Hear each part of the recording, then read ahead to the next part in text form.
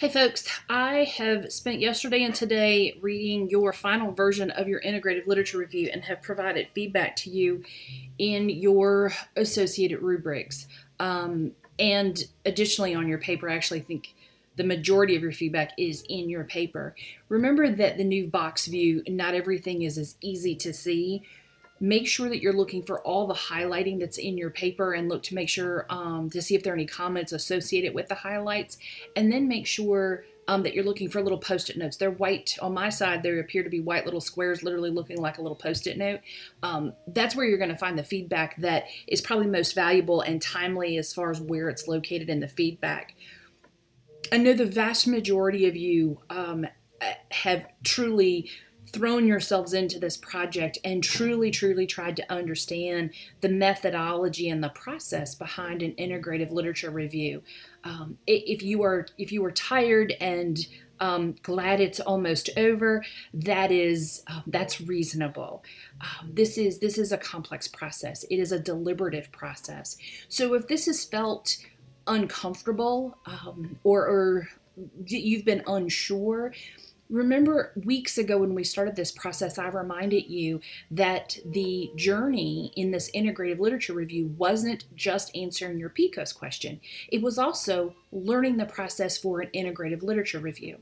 So if you finished part 3 and you have been highly successful, that's great. That means that you likely answered your PCOS question and that you understand the integrative literature review well enough that you can enter into another ILR and be fairly successful. If you're still wobbling, if this just felt like a foreign language to you and your outcome for part 3 was not where you wanted it to be, that's okay. Your learning in this process doesn't end until the course ends. It's okay for you to still have questions and maybe even have a revision that you need to do so that you can move into your digital poster. Folks, it's so important that even if I have not said, hey, you've got to turn in a revision and I need to review it before you go forward, even if I've just said, this is the feedback I'm giving you, I'm going to encourage you to make the relevant changes before you copy information from your paper into your digital poster, okay? If you have not used in-text citations properly and you copy unsupported vague statements from your paper and you drop them on a poster, it's going to be as wrong on your poster as it was in your paper, and your grade is going to reflect that inaccuracy.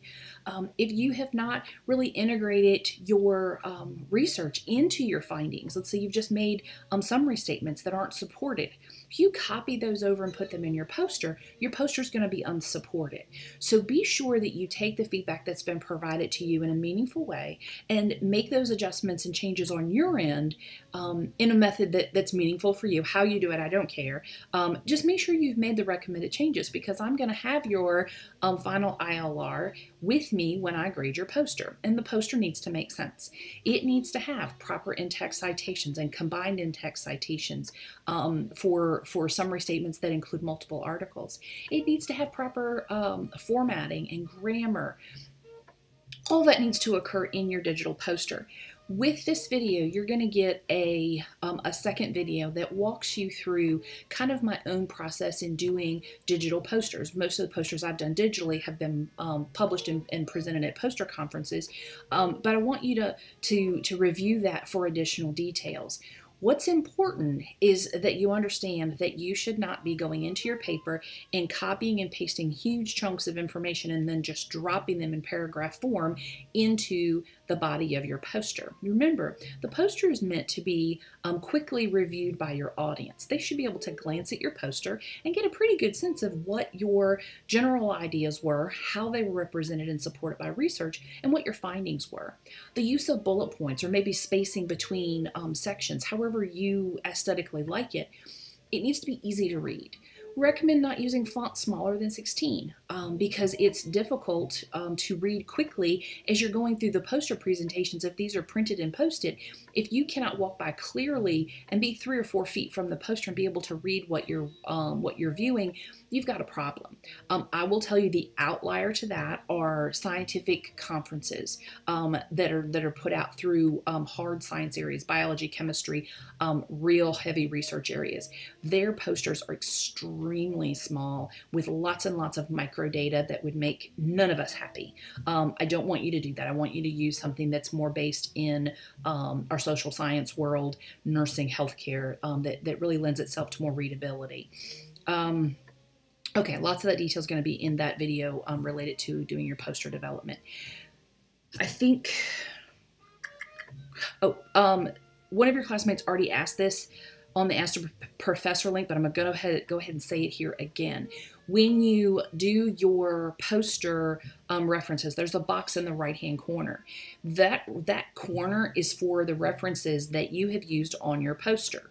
The handout reference list are the included articles that you used to come up with the support on your in your integrative literature review. Some people choose to use that box, shrink it a little bit, and say, "Please see reference list," and they put everything that's on their poster in their reference list, so they don't put references in 2 places. That's entirely up to you. If you want to do that, that's okay. Either way, there needs to be some acknowledgement that either to see a reference list or the included poster references in that little box, and then an additional APA formatted reference list. If you were given feedback in your paper that your reference list contains inaccuracies and formatting errors, please correct that before you again copy it over onto a reference page. Your reference page that is tagged on as a second document for your poster, folks, that doesn't need a title page, it doesn't need a heading. It literally is made just to be a handout. If you want to put your name on it with a heading, that's great. Normally what happens is you print your poster and it's put up on a poster frame, and then your reference list literally has reference list. Most of the time I put the name of the poster with it and my name just so people have my contact information. I also put my email address. And then it's sitting in a folder right by your poster. So if you're not standing there, you're busy, someone can just grab the reference list and keep moving so that they have resources to look at. Again, how you choose to do that's entirely up to you. It just needs to be there, and the APA formatting needs to be followed. Please do not make me correct what was corrected in your part 3 on your poster. That will make my eye twitch. Be kind to me. Okay, I think that's it. Look at the following video about the poster development. If you have questions or concerns, remember the general who, what, where, when, how kind of questions, put those in the Ask the Professor. Anything specific to your grade or to your experience, please know that I'm here. I realize that we're wrapping up the course, but I am not evaporating. I'm going to be here through next week as a resource to you as we wrap up the course and finalize grades. This will be your last feedback video from me. It has been my experience that after week 8, that once everybody's submitted everything, everybody pieces out, especially you guys, because many of you will be attending graduation ceremony and meeting celebrations. So know that you will get an email from me that says, hey, everything's graded, and post it and preparing to do final grades. If there's questions or concerns, respond to that email.